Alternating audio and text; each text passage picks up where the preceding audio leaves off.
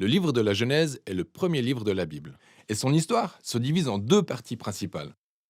Les chapitres 1 à 11 racontent l'histoire de Dieu et de l'ensemble du monde, et les chapitres 12 à 50 se focalisent sur l'histoire de Dieu et d'un seul homme, Abraham, puis sa famille.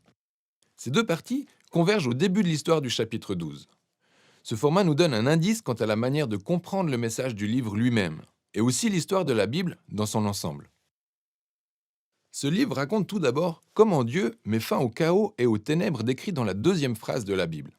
Il ressort de l'ordre accompagné de beauté et de bonté. Il crée un monde où la vie peut s'épanouir. Puis Dieu façonne des créatures appelées humains, ou Adam en hébreu, et il les crée à son image, conformément à leur rôle et à leur destinée dans le monde de Dieu.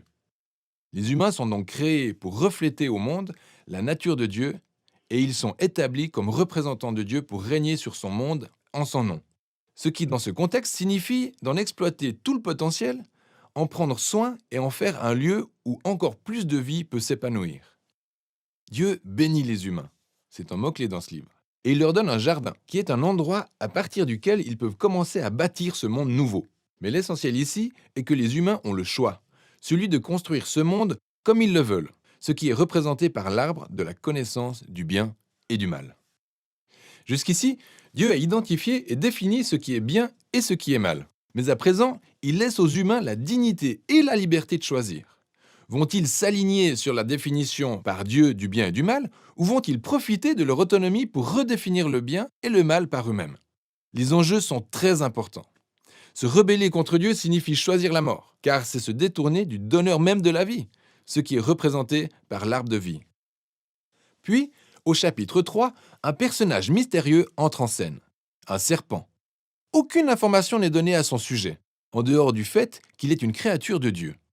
Il devient clair qu'il s'agit d'une créature en rébellion contre Dieu et qu'il souhaite conduire les humains vers la rébellion et vers leur mort. Le serpent raconte une différente version de l'histoire de l'arbre et du choix. Il affirme que la connaissance du bien et du mal n'apporte pas la mort, mais qu'elle conduit à la vie et à devenir comme Dieu lui-même. Tragique ironie, quand nous savons que les humains sont déjà comme Dieu. Ils ont été créés pour refléter l'image de Dieu, mais au lieu de se confier en Dieu, les humains font sécession. Ils s'approprient la connaissance du bien et du mal, et en un instant, c'est toute l'histoire qui bascule. Le premier dommage subi concerne la relation entre humains. L'homme et la femme réalisent soudainement combien ils sont vulnérables. Ils ne se font même plus confiance, alors ils fabriquent des vêtements et cachent leur corps de la vue l'un de l'autre. Le second dommage touche à l'intimité entre les humains et Dieu, qui elle aussi est rompue. Ils vont donc se cacher de Dieu. Et lorsque Dieu les retrouve, ils commencent par se rejeter la responsabilité de la rébellion. C'est là où s'arrête cette histoire. Nous avons ensuite une série de courtes proses où Dieu décrit aux serpents, puis aux humains, les conséquences tragiques de leurs actions.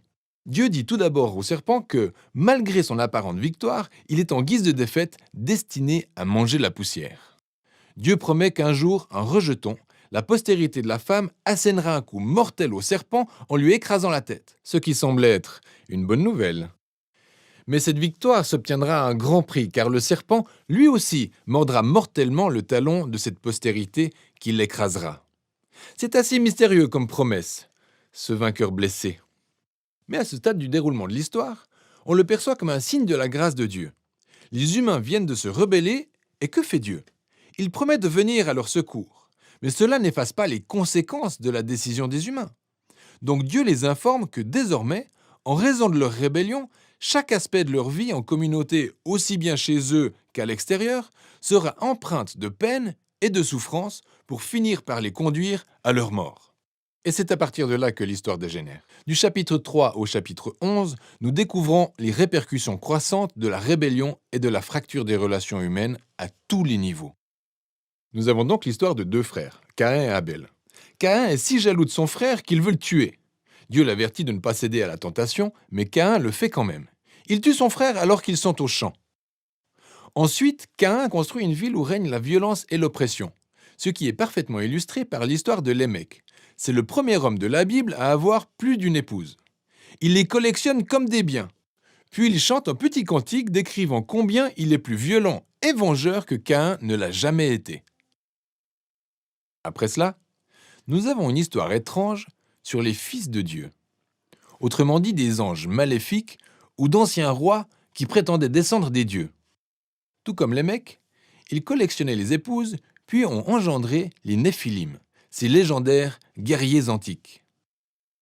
Quoi qu'il en soit, le fait est que les humains bâtissent des royaumes qui remplissent le monde de Dieu de violence avec toujours plus de dépravation. Nous apprenons que suite à cela, Dieu a le cœur brisé par le chagrin. L'humanité détruit son monde si bon, et les humains se détruisent entre eux. Alors, dans sa passion de préserver la bonté de son monde, il le nettoie du mal de l'humanité, au moyen d'un grand déluge. Mais il protège le seul homme juste, Noé, et avec lui sa famille. Il en fait un nouvel Adam. Il répète la bénédiction divine et l'envoie dans le monde, et alors que nos espoirs semblent retrouvés, Noé se montre défaillant à son tour, également dans un jardin. Il plante une vigne et s'enivre au point d'en perdre la raison. Ensuite, l'un de ses fils, Cham, a sous la tente une attitude déshonorante à l'endroit de son père. Et voilà notre nouvel Adam, nu et honteux, exactement comme le premier. L'histoire dégénère à nouveau. Tout cela conduit à la fondation de la cité de Babylone. Les peuples de la Mésopotamie antique se rassemblent autour de leur toute nouvelle technologie, la brique. Ils peuvent construire plus vite de bien plus grandes villes et tours que jamais personne ne l'avait fait auparavant. Et ils veulent construire un nouveau type de tour qui s'élèvera jusqu'aux dieux pour se faire un nom par eux-mêmes. Un tableau de rébellion et d'arrogance humaine. C'est la rébellion du jardin à grande échelle. Alors Dieu rabaisse leur orgueil et les disperse. C'est donc un ensemble d'histoires diverses, mais on peut voir qu'elles explorent toutes le même point fondamental. Dieu continue de donner aux humains une chance de faire le bien dans son monde.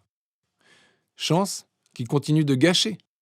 Ces histoires soulignent que nous vivons dans un monde bien que nous avons corrompu et que nous avons tous choisi de définir par nous-mêmes ce qui est bien ou mal. Que nous contribuons tous à ce monde de relations brisées, conduisant au conflit, à la violence, et pour finir, à la mort. Mais il y a de l'espoir. Dieu a promis qu'un jour, la postérité viendrait. Le vainqueur blessé qui vaincra le mal à sa racine. Malgré le choix du mal par l'humanité, Dieu reste déterminé à bénir et à sauver son monde.